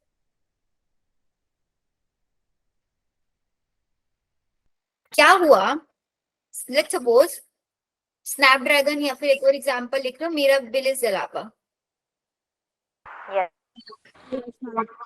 which is also known as 4 o'clock plant, और Snapdragon is also known as Dog. Anti antirrhinum measures, very good. भाई ऐसे ही अगर आप लोग मजे से पढ़ते रहोगे तो टीचर का भी मन करेगा पढ़ाने का आप लोगों को। मैम नेजेस है वो, नेजेस मेजर्स ही तो लिखा है, MEJUS। नहीं मैम, एन आता हाँ, मैम, एन आता है। मेजर्स होता है, मैम मेजर्स है। नहीं मेजर्स ही होता है। मेजर्स होता है। मेजर्स होता है। टिक कर लेना एक बार। देखो समझो, मेरे पास क्या है, एक प्योर रेड कलर का फ्लावर है और एक प्योर व्हाइट फ्लावर है, दोनों को क्रॉस कराया। प्योर रेड मतलब डोमिनेंट, दिस इज डोमी और दिस इज रेसी। डोमी को लिखेंगे कैपिटल आर से, रेसी को लिख दिया स्मॉल आर से। एनसीईआरटी ने इसको W से लिखा हुआ है, ठीक है, लेकिन बताती हूँ। अब क्या है यहाँ पे, गैमीट्स बनेंगे, लॉ ऑफ सेग्रीगेशन लगा, गैमीट बने गैमीट, फिर हाइब्रिड। जनरेशन आ गई। अब अकॉर्डिंग टू द मेंडल ये कैसा कलर होना चाहिए था, पिंक पिंक बनेगा मैम। ये रेड होना चाहिए। मेंडल के अकॉर्डिंग रेड होना चाहिए। कलर रेड अब हमें रेड होना चाहिए और ये पिंक बनता है। हाइब्रिड पिंक बन गया, हाइब्रिड कलर बन गया यहाँ पे। तो क्यों आ गया भाई पिंक कलर, ना तो यहाँ पे मम्मी की चल रही है, ना पापा की चल रही है, ना डोमिनेंट की, ना रिसेसिव की, बीच में किसी और की चल रही है। इंटरमीडिएट कैरेक्टर बन के आ गया। ये तो मेंडल ने बोला ही नहीं था, Yes. नहीं बताया था मेंडल ने कि ऐसा भी हो सकता है। मेंडल ने तो बोला था या तो डोमिनेंट आएगा या रिसेसिव आएगा, और अगर हेटेरोजाइगस होगा तो हमेशा डोमिनेंट आएगा। तब तो कोई केस ही नहीं है कि कुछ और आ जाए। फिर चलो भाई यहाँ तक मान लिया हम, जब हमने यहाँ तक एक्सपेरिमेंट करा लिया ना। अच्छा मैं ज्यादा फास्ट तो नहीं जा रही हूँ ना, किसी को इसलिए लग रहा है समझ नहीं आ रहा है, थोड़ा फास्ट चल रहा है। ठीक चल रहा है। अगर स्लो में फिर बोरिंग लगेगा। मैम सही है। ज्यादा स्लो में बोरिंग लगेगा और ज्यादा डिटेल में भी बोरिंग लगेगा, हाँ यस मैम। मन भी नहीं करेगा फिर पढ़ने का। ठीक है, तो अब जब तक हमने यहाँ तक केस करा लिया तो मेरे माइंड में एक चीज आ रही है कि रेड और व्हाइट पेंटिंग करते हो ना, रेड कलर में व्हाइट मिक्स करते हैं, पिंक बन जा रहा है थोड़ा थोड़ा, यस मैम। Yes ma'am. है ना। तो मेरे माइंड में ये आएगा कि भाई ऐसा Yes, होगा कि ma'am. कैरेक्टर्स मिक्स हो गए होंगे, यहाँ पे ब्लेंड हो गए। ब्लेंडिंग हुई होगी। Exactly, mixing is also known as blending.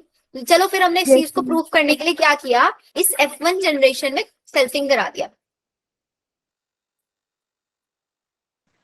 Parental characters वापस आ जाएंगे।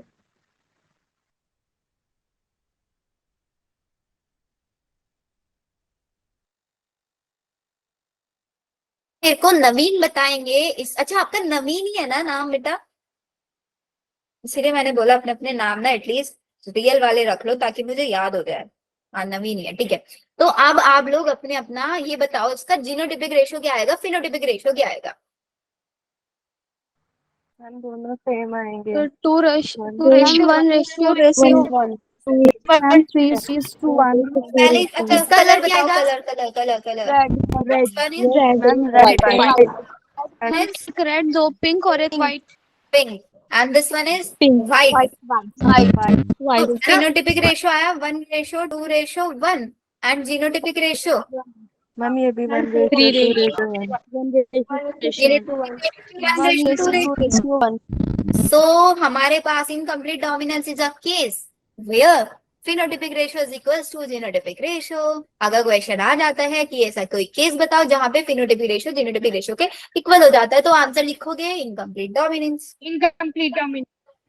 वेरी गुड, आया समझ में।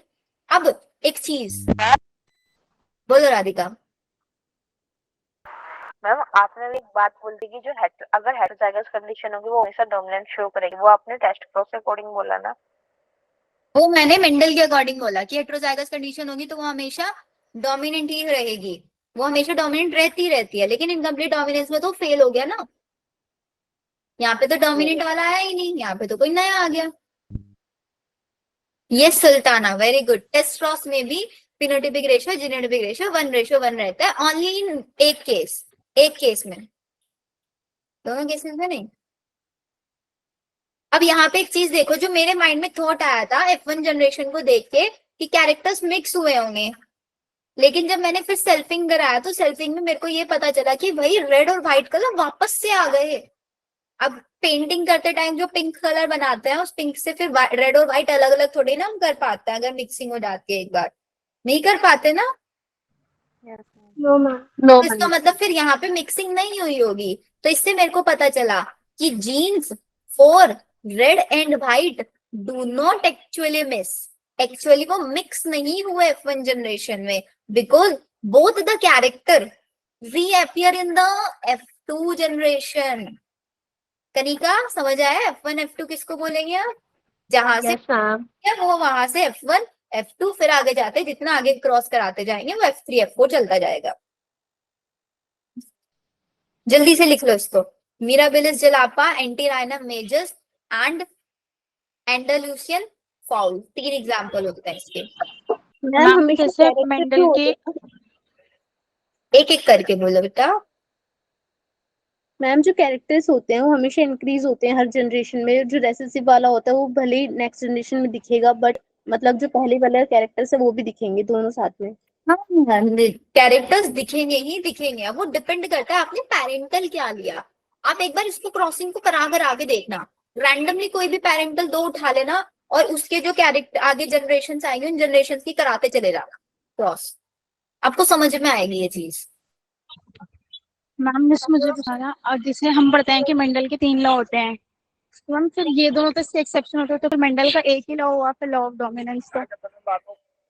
मेंडल के 3 लॉ है, law of dominance, law of segregation, law of independent assortment.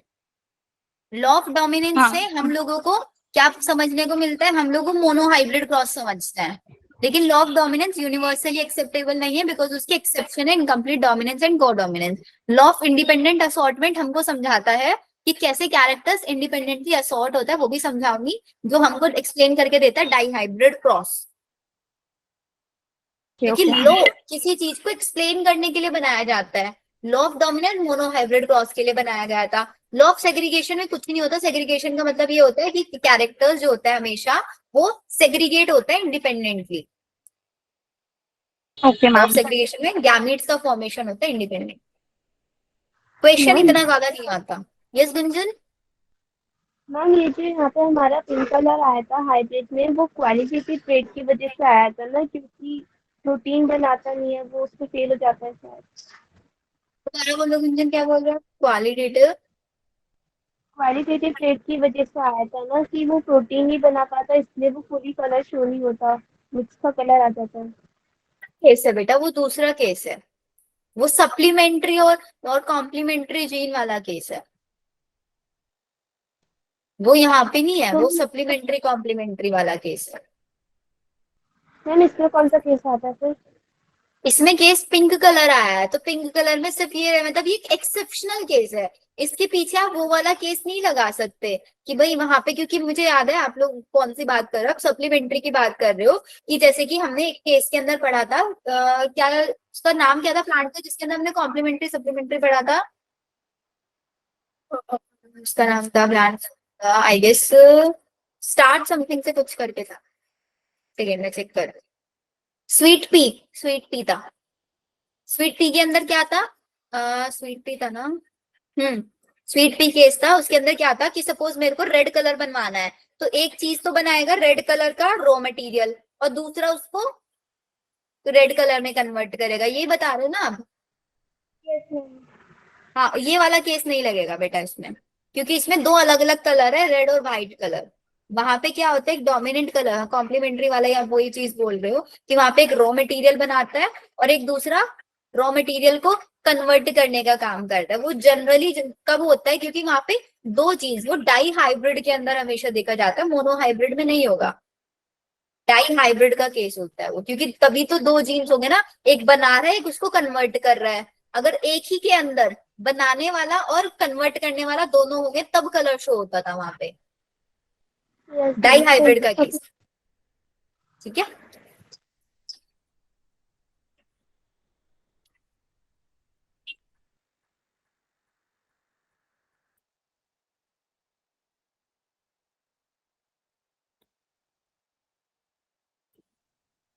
Ma'am हो गया। आगे समझ हो गया यस ना? मैम। एक और एग्जाम्पल लिखोगे स्टार्च ग्रेन का।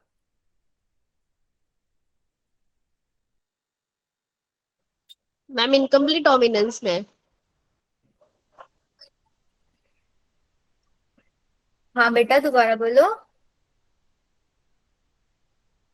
स्टार्च ग्रेन वाला भी है, वही इनकम्प्लीट तो करवा रही डोमिनेंस हूँ ना के मैं। अंदर। स्टार्च इनकम्प्लीट डोमिनेंस के अंदर क्या बोल रहे हो? हाँ, starch grain is starch also an grain वाला। Example of incomplete. हाँ, starch grain is also an example of incomplete dominance. लिखवा देते ओके इसको। मैम।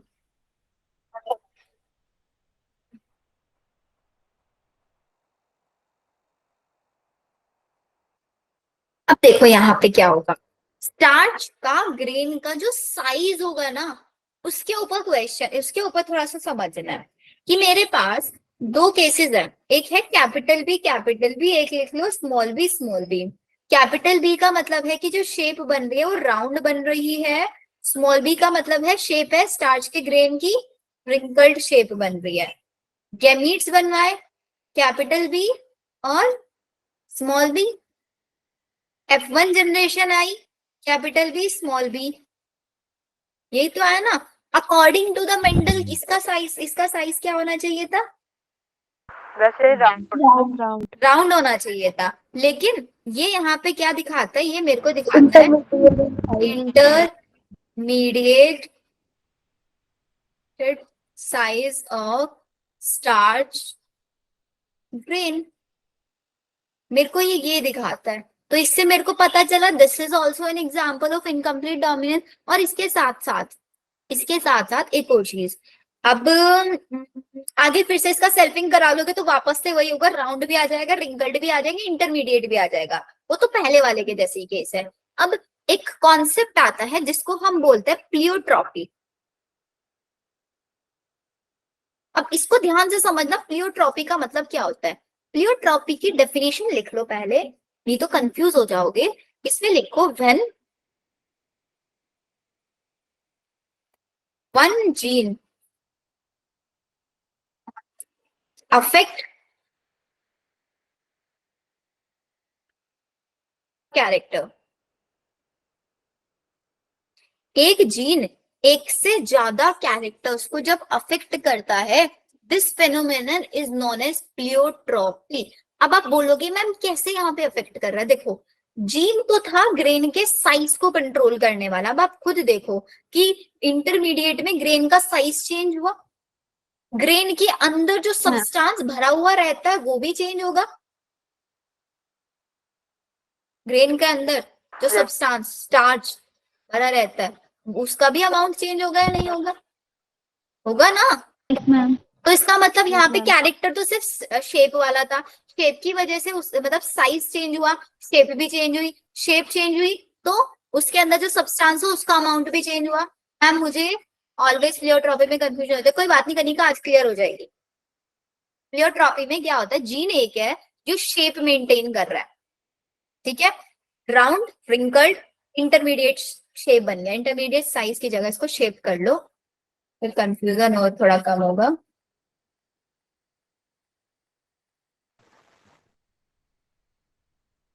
मैम इसमें तो ये हो रहा है ना कि कैपिटल भी राउंड होते हैं और बिग साइज के होते हैं, और स्मॉल बी रिंकल्ड और स्मॉल साइज के होते हैं, और जो हाइब्रिड आता है वो राउंड और इंटरमीडिएट साइज का होता है।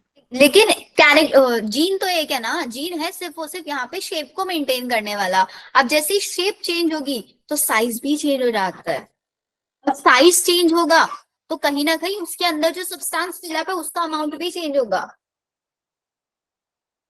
Okay ma'am. उसका अमाउंट भी चेंज होगा। तो जीन एक था, देखो जीन कौन सा था, शेप मेंटेन करने वाला। शेप चेंज हुई, साइज अफेक्ट हो गया, साइज के साथ साथ उसके अंदर का सब्सटेंस भी अफेक्ट हो गया। तो जब एक जीन अफेक्ट होता है, एक जीन एक से ज्यादा कैरेक्टर्स को अफेक्ट कर रहा है, साइज को भी अफेक्ट कर रहा है और साथ साथ अमाउंट ऑफ स्टार्च को भी अफेक्ट कर रहा है, यस मैम। हुआ ना। तो this concept is known as pleiotropy and this type of gene ma'am intermediate में हाँ बोलो। टाइप ऑफ जीन, वो जीन जो आपका एक से ज्यादा कैरेक्टर्स को कंट्रोल करके चल रहा है, this type of gene is, एक second Kiran, this is gene is known as pleiotropic gene. This gene is known as pleiotropic gene. बेटा पोलीजीन अलग होता है, वो बताऊंगी. पोलीजीन अलग है वो. मैम सीड शेप तो कंप्लीट डोमिनेंस दिखाता है ना. सीड शेप बेटा, वो सीड शेप स्टार्च में नहीं दिखा रहा ना, स्टार्च के ग्रेन्स में, मटर में दिखा रहा था कंप्लीट डोमिनेंस. इसीलिए तो इसको हमने एक्सेप्शनल केस माना, क्योंकि भाई मेंडल ने तो बोला था हर जगह यही होगा, स्टार्च के अंदर नहीं हो रहा है ऐसा. क्या करे, नहीं मान रहा स्टार्च हमारी बात. हाँ सिकल सेल एनीमिया के अंदर भी होता है. किरण आप बताओ बेटा, आपका क्या डाउट है अब?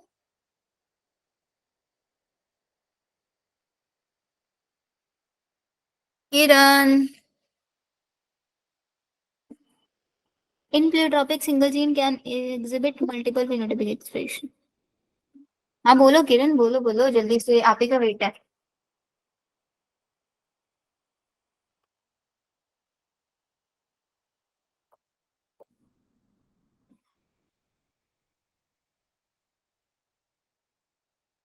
बोलो किरण, चैट सेक्शन में लिख दो बेटा.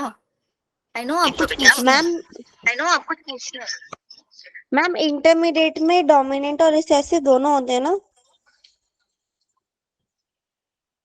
में डोमिनेंट और रिसेसिव के बीच का कोई कैरेक्टर आता है, ना तो डोमिनेंट होता ना रिसेसिव होता, क्योंकि this is an example of incomplete dominance. Incomplete में ना तो डोमिनेंट अपने आप को पूरी तरीके से एक्सप्रेस नहीं कर पाता, फेल हो जाता है अपने आप को एक्सप्रेस करने में, तो बीच का कोई कैरेक्टर आ जाता है.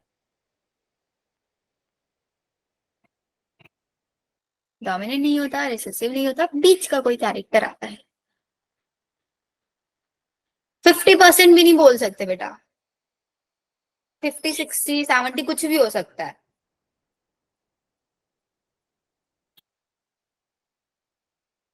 यहाँ तक सब कुछ क्लियर है तो एक बार जल्दी से थम्स अप देके बताओ सबके सब.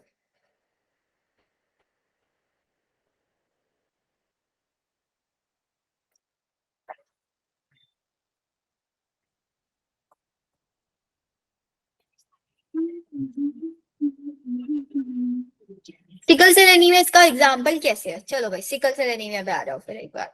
वैसे तो सिकल सेल एनीमिया मैं आप लोगों को उसमें पढ़ाती जेनेटिक डिसऑर्डर में, बट अभी हमारे बच्चे ने पूछ लिया तो हम अभी बता देते हैं.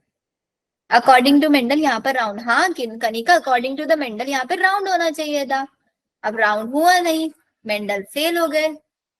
चलो देखो Sarthak Mishra, sickle cell anaemia, anaemia समझते हो क्या होता है? Yes ma'am. Blood disorder. lacking of blood. जो हमारा आरबीसी होता है उसकी नॉर्मल शेप क्या होती है बच्चा? बाइकनकेव होती है. क्यों उसकी शेप को बाइकनकेव रखा जाता है? ताकि वो मैक्सिमम से मैक्सिमम हीमोग्लोबिन अपने पास रख पाए और ज्यादा से ज्यादा फिर वो ऑक्सीजन भी सप्लाई कर पाएगा, इसलिए उसकी शेप को बाइकनकेव बनाया जाता है. और आरबीसी की शेप को मेंटेन, आरबीसी के अंदर होता है मतलब हीमोग्लोबिन के अंदर बीटा ग्लोबिन चेन.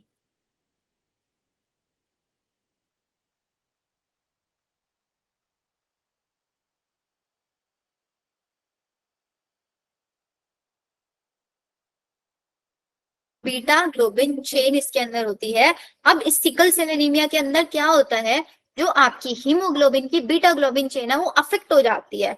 नॉर्मल के अंदर होगी हीमोग्लोबिन ए, तो और हमारे अफेक्टेड के अंदर हम लिख देते हैं हीमोग्लोबिन एस के नाम से, मतलब हीमोग्लोबिन अफेक्ट हो चुका है, म्यूटेशन हो चुका है उसके अंदर, म्यूटेटेड जीन है.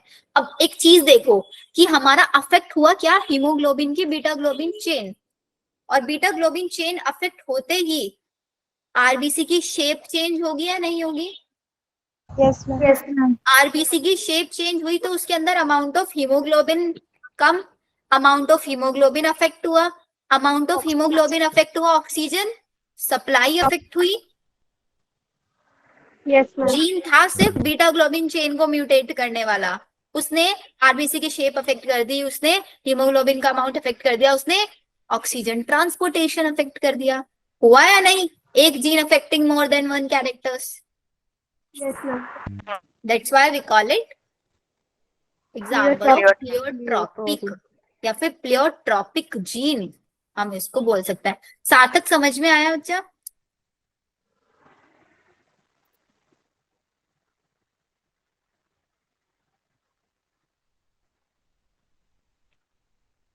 चलो अब एक छोटा सा और चीज लिख लो।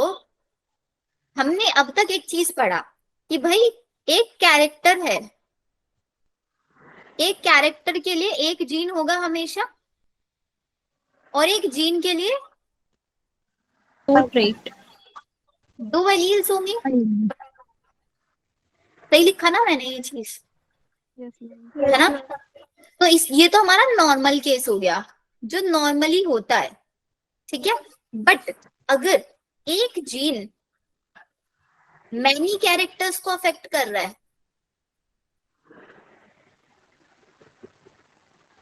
और उस जीन के हैं दो ही एलील्स, तो we will call it pleiotropy, Yes, ma'am. ना? और लेट्स सपोज एक ही कैरेक्टर है, उसको बहुत सारे जीन्स अफेक्ट कर रहे हैं, और लेकिन हर एक जीन के दो ही एलील्स हैं। Polygenic this is known as polygenic Polygenic inheritance. Polygenic inheritance. inheritance, and these type of genes are known as polygenes। जिसने पूछा था अभी मैम पॉलीजीन और प्लियोट्रॉपी सेम है क्या, है ना? और एक और केस ले लो, लेट्स सपोज एक ही कैरेक्टर है, उसके लिए एक ही जीन है, लेकिन एक जीन के बहुत सारे एलील्स हैं। This is known as multiple allelism. Yes, ma'am.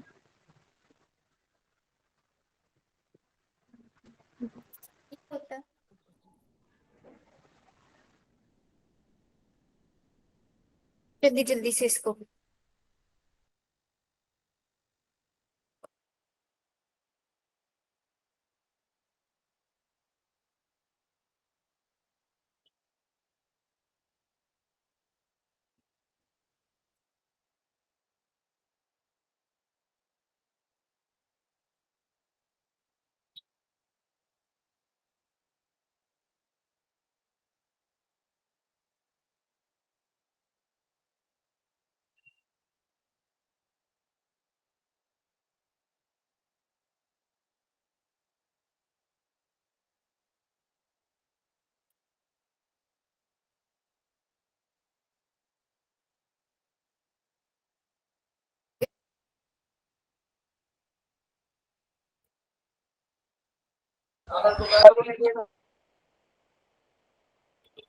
आप होमवर्क टाइम पे आ जाए। होमवर्क और टाइम टेबल जैसे मैंने आप लोगों को कल बोला था, जितने बच्चे क्लास में रेगुलर रहेंगे, अब जितने बच्चे रेगुलर रहने थे, रेगुलर वाले बच्चे बचते हैं मैम, फिर तो डाउन सिंड्रोम भी प्लियोट्रॉपिक जीन का एग्जांपल होगा। डाउन सिंड्रोम कैसे हो सकता है, आप खुद बताओ। How down syndrome can be the example of pleiotropy? Ma'am एक बार प्रीवियस स्लाइड दिखाना। जीन हिसाब से नहीं होता ना मैम, मैम क्रोमोसोम का एडिशन और डिलीशन हो रहा है। Down syndrome KTD, down syndrome is the trisomy 21st chromosome. 21 वाला जो क्रोमोसोम है ना, वहां पे 3 क्रोमोसोम आ जाता है। अब वहां पे तो क्रोमोसोम का एक अमाउंट बढ़ रहा है, वहां पे कोई जीन में डिफेक्ट नहीं आ रहा है। प्लियोट्रॉपी में जीन होता है, वहां पे तो जीन का कुछ काम ही नहीं है, वहां पे तो एक एक्स्ट्रा क्रोमोसोम आता है बस। ऐसे ऐसे क्वेश्चन माइंड में आने चाहिए। वेरी गुड सार्थक, इट मीन्स आप क्लास में एक्टिव हो।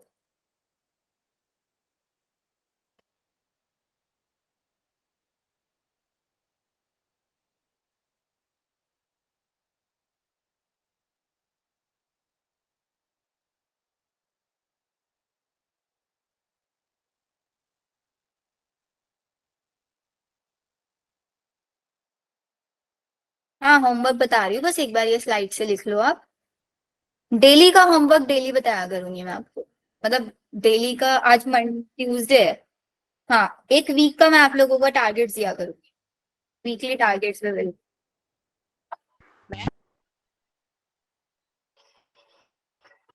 आ जाओ। मैम आपने वो लेंथ कहाँ से लिया? कौन सा लेंथ बेटा? Which one length? मैम हाँ जी। मैम जो अभी आपने 3 साइंटिस्ट के हमने नाम लिखे थे जो वेंडर डिस्कवर ह्यूगो करते हैं, de Vries, Carl Correns, Tschermak, वो इवन बोन होता है ना? Erich von. एरिक या एरिक या इवन एरिक होता है शायद। एक इवन सेकेंड। मैम। रुको रुको। एरिक है बेटा, एरिक। ERIC। ठीक है, आ जाओ। फर्स्ट वीक का टारगेट रेडी हो सबके सब टारगेट्स के लिए? अच्छा मेरे को सबसे पहले तो ये बताओ, सुबह सबके सब किस किस टाइम सो के उठे आज? मैम 6। मैम 5। हम 6 बजे। अरे वाह, कनिका 4:32, सार्थक 2:30 AM। सार्थक क्या किया, एक बार बोल के बताओ क्या किया तब से अब तक, ताकि बाकी बच्चों को भी मोटिवेशन मिले इतना जल्दी उठने का। छाती 9:10 पे बेटा, 9 बजे तक क्लास शुरू हो गई थी। सोई नहीं कि भाई इतनी ज्यादा एक्साइटमेंट थी क्या क्लास की?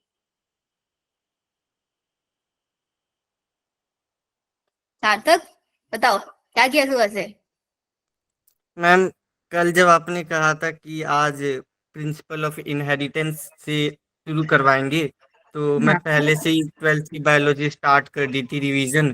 तो मैं सोचा कि मैम करा रही है तो पहले मेरे खुद के नोट्स लगभग कंप्लीट हो गए थे, कुछ टॉपिक्स रह रहे थे। तो मैं सोचा अब कल से मैम करा रही है तो उसकी एक अलग से कॉपी बना के उनके भी नोट्स लिखूंगा, ताकि मेरे नोट्स और उनके नोट्स मिल जाए तो अच्छी रिवीजन हो जाएगी। लेकिन फिर मेरे पास उसके लिए टाइम होना चाहिए। तो मैं कल मतलब 2:30 पे उठ गया आज 2:30 बजे, और उसके बाद मैंने मेरे जो नोट्स रह रहे थे उनको कंप्लीट कर लिए। अब मेरे 12th बायो का जो नोट्स है वो कंप्लीट हो गया सारे चैप्टर का। अब आप जो नोट्स कराओगे वो साथ में मैं लिखते जाऊंगा, ताकि मेरी रिवीजन जो है ये दूसरी बार हो जाएगी आपके साथ। तो इसके लिए ना देखो क्या करना, जो मैं क्लास में लिखवा रही हूँ ना उसको ज्यादा फेयरली मत लिखना, रफ नोटबुक लेके लिखना, साथ साथ थोड़ी थोड़ी चीजें लिखते रहना। आपका फिर टाइम बचेगा, उससे मेहनत भी बचेगी। बट ऐसा मत करना कि मैं क्लास में समझा रही हूँ आप नोट्स में ढूंढ रहे हो कॉन्सेप्ट्स हो, ऐसा मत करना। उसमें क्या होगा कि क्लास में भी समझ में नहीं आएगा और ढूंढने में टाइम निकल जाएगा। Yes ma'am. 23 वाला अटेम्प्ट दिया था आपने अभी? नहीं मैम। क्यों नहीं दिया था? मैम, मुझे लगा कि मैं अभी नहीं, मतलब अभी से एबल नहीं हूँ कि अच्छे मार्क्स स्कोर कर पाऊंगा, तो मुझे पहले ही पता था कि मेरा क्या रिजल्ट होने वाला है, इसलिए नहीं दिया। बेटा लेकिन पेपर बहुत इजी था इस बार का, आपको देना चाहिए था। कभी भी ये नहीं सोचना चाहिए कि हमारी प्रिपरेशन नहीं है, हम एग्जाम ना दें। एग्जाम एक्सपीरियंस के लिए दो।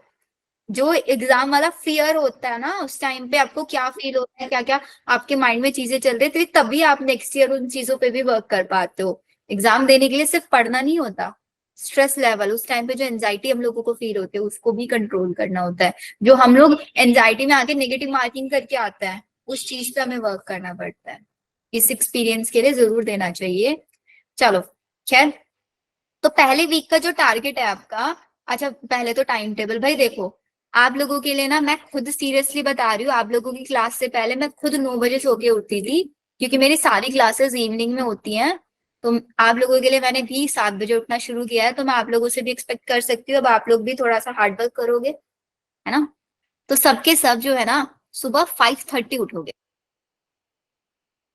सबके सब 5:30 AM। एंड जो मैं बता रही हूँ ना उसको स्ट्रिक्टली फॉलो कर लेना।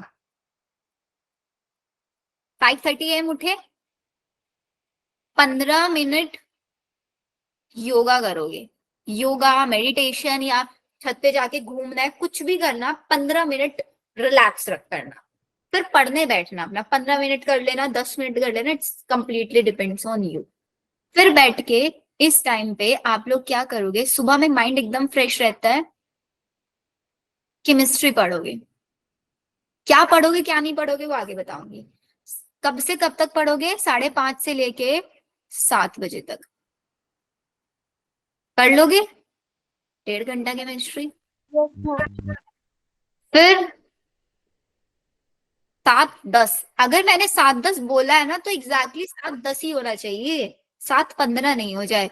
7:10 से लेके 8:30 तक आप लोग जो मैंने बायो में पढ़ाया है लास्ट क्लास में उसको रिवाइज करके आओगे बिफोर क्लास।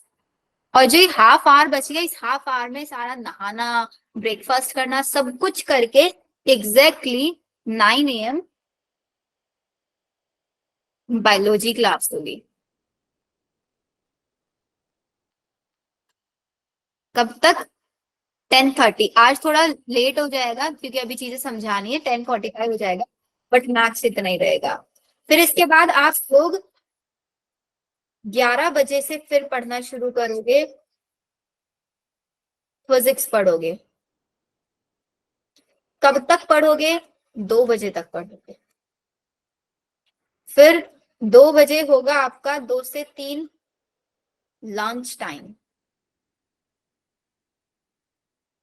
3 बजे तक लंच किया, फिर 3 बजे पढ़ना शुरू कर सो। फिर 3 से 5:30 केमिस्ट्री करोगे। फिर 6 बजे से 7 बजे तक 1 घंटा फिर बायोलॉजी करोगे। देन रेस्ट करोगे आराम से 8:30 बजे तक। 8:30 बजे तक आइए, सबका डिनर वगैरह हो जाता होगा ना?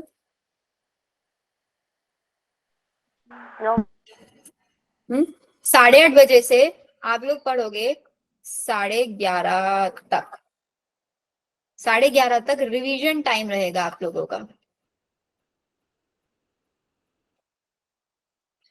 This will be your revision time.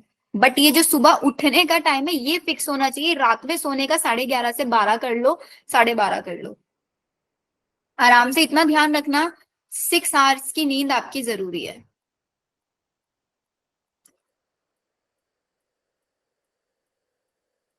5 to 6 our नींद को मेंटेन करके चलना। हाँ बेटा, सारी स्लाइडें भेज दूंगी।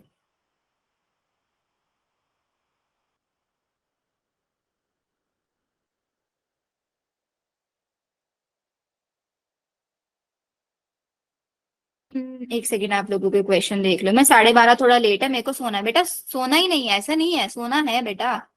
अब चेंज कर लूंगी टाइम टेबल की भी साइड में ना, इस बीच में नहीं, कोई नैप नहीं लेना है फर्क। आई हैव अ डाउट, अगर हमारी फिजिक्स बहुत ज्यादा वीक है ना, तो फिजिक्स में जितना ही बताया है ना मैंने आपको, ये 11 से 2, 11 से 12, 12 से 1, 3 घंटे है बेटा। हो जाएगा अगर 3 घंटे डेली फिजिक्स कर रहे हो। इस लंच टाइम को थोड़ा कम कर देना फिर, ये लंच टाइम कम कर देना। और ये 7 से 8:30 वाला जो टाइम है ना, इसके बीच में थोड़ा टाइम कम कर लेना। रिकॉर्डिंग सब मिल जाएगी आप लोगों को। एक सेकेंड लक्ष्यता, वो भी बताऊंगी। फिजिक्स और केमिस्ट्री के लिए प्रैक्टिस क्वेश्चन चाहिए थे, कहाँ से मिलेंगे? गूगल PDF टीवी फाइंड करने में टाइम लगता है, वो मैं आप लोगों को शेयर कर दूंगी, उसकी टेंशन मत लो। मैम फिजिक्स और केमिस्ट्री की खुशबू मैम क्लास नहीं लिया करेंगे अमित सर? बेटा मुश्किल है अभी, बिकॉज टीचर्स ना बहुत ज्यादा ऑक्यूपाइड हैं अभी वाले बैचेस में, बिकॉज इवनिंग में थोड़े ज्यादा बैचेस चल रहे हैं। वो तो मैंने आप लोगों के डिमांड्स पे कर ही दिया bio class start, because permission नहीं थी वैसे अभी हमें क्लास स्टार्ट करने की, बट आई सेड कि नहीं, मैं मैनेज कर लूंगी खुद से, जैसे भी होगा मुझसे। बट बच्चों की क्लास लगानी है मेरे को। मैं बात करूंगी एक बार खुशबू मैम, अगर थोड़ा टाइम निकाल पाए, बट अभी नहीं निकाल पाएंगी, अभी थोड़ा मुश्किल है। हाँ, चैप्टर वाइज DPP वगैरह, अरे वही बता रही हूँ ना कैसे करना है। ये तो टाइम टेबल था। टाइम टेबल सबको समझ में आया? बेटा पार्शियल ड्रॉप वाले एक बार कॉलेज स्टार्ट हो जाने दो, फिर पर्सनली आप लोगों को बता दूंगी मैं एक एक करके आप लोगों का टाइम, बिकॉज सबका स्कूल टाइमिंग अलग होगा। किसी का, सॉरी स्कूल नहीं कॉलेज हो जाएगा फिर तो आपका, सब वो वेरी करेगा। अब टारगेट सुन लो, टारगेट फिजिक्स का टारगेट क्या रहेगा इस वीक का, और केमिस्ट्री का क्या रहेगा, और बायो का क्या रहेगा। बायो में तो पहला रहेगा हमारा principal of inheritance and variation, जो मैं क्लास में करा रही हूँ।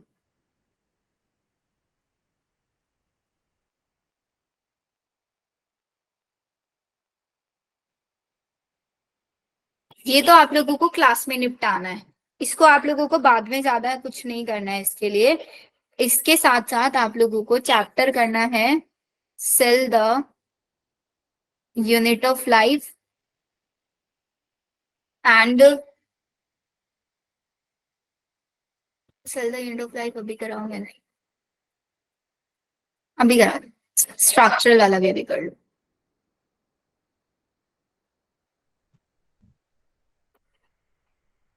स्ट्रक्चरल ऑर्गेनाइजेशन में सिर्फ एनिमल टिश्यू वाला पार्ट, और साथ ही साथ आप करोगे सेक्सुअल रिप्रोडक्शन एंड, नहीं सेक्सुअल रिप्रोडक्शन मत करो, रेस्पिरेशन प्लांट।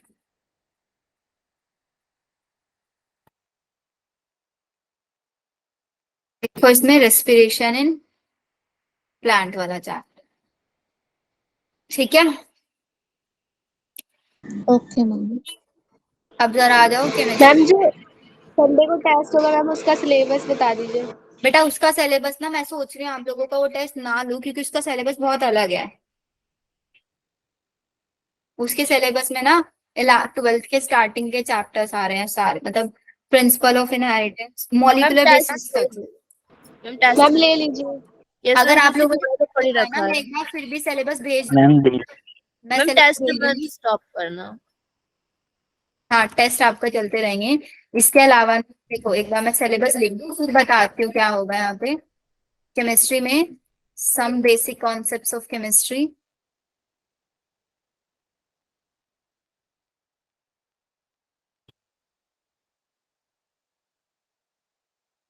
और स्ट्रक्चर ऑफ एटम,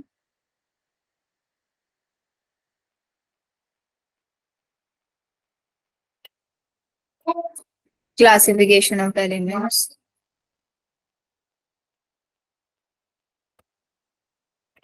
हाँ अटेंडेंस अभी ले रही हूँ बच्चों, कोई भी जाएगा नहीं अभी। आप गए तो अटेंडेंस भी गई फिर। फर्स्ट डे ही लग रहा है आज, ये टाइम थोड़ा टारगेट्स बताने में, नहीं तो फिर नहीं लगेगा। तो 1 वीक में ये हो जाएगा इतने सारे चैप्टर्स? ऑब्वियसली नेक्स्ट करोगे, ट्यूसडे तक खत्म करना है।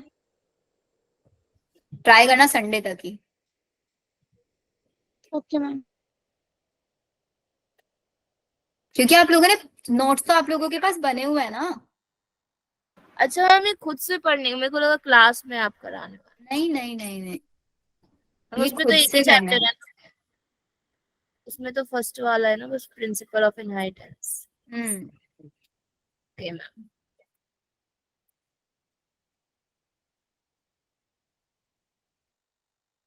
एक सेकेंड एक सेकेंड एक सेकेंड, थोड़ा ज्यादा हो गया फिजिक्स का। इसको हटा दो, motion in a plane, motion in a plane हटा दो ना। हाँ, मोशन इन अ प्लेन हटा दो यहाँ से। स्ट्रक्चर ऑफ एटम, इसमें एक ही चैप्टर रखो।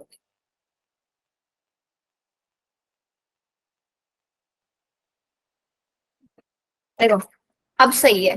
ये वाला जो टेस्ट है ना आप लोगों का, ये वाला टेस्ट होगा संडे में, टेस्ट ऑन संडे। टाइमिंग क्या है? टाइमिंग रहेगी 2 बजे से लेके 5:20 तक। पूरा 720 मार्क्स का एग्जाम होगा, जैसे नीट का होता है प्रॉपर।